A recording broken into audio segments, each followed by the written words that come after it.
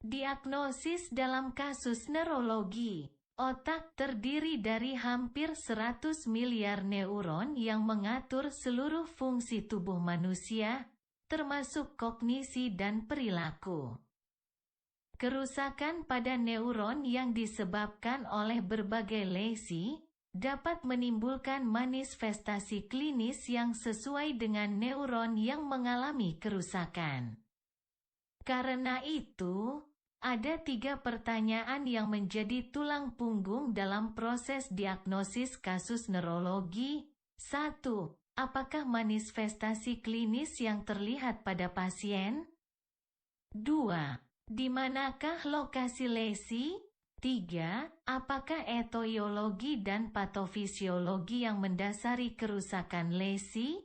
Untuk dapat menjawab pertanyaan tersebut, dibutuhkan pengetahuan neuroanatomi, termasuk vaskularisasi pada struktur otak, medula spinalis maupun saraf perifer.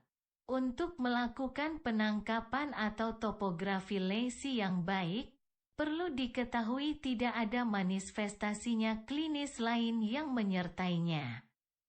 Karena itu, antara pertanyaan pertama, apakah manifestasi klinis yang terlihat pada pasien, dan pertanyaan kedua, di manakah lokasi lesi, merupakan suatu kontinuitas 2 arah.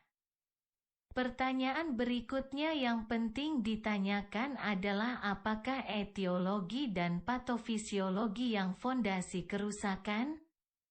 Petunjuk mengenai etiologi dan patofisiologi dapat diperoleh dari karakteristik dan kronologis waktu manifestasi klinis dan informasi lain yang menunjang, seperti usia, jenis-jenis kelamin, atau riwayat pasien. Dengan menjawab pertanyaan letak lokasi lesi, maka etiologi dan patofisiologi juga dapat lebih fokus pada lokasi tertentu.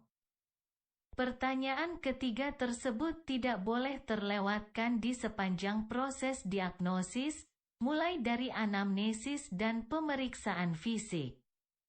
Ketiganya dilakukan secara kontinuitas 2 arah. Bahwa satu pertanyaan akan mendukung dan konfirmasi pertanyaan lainnya secara terakhir. Gambar 2.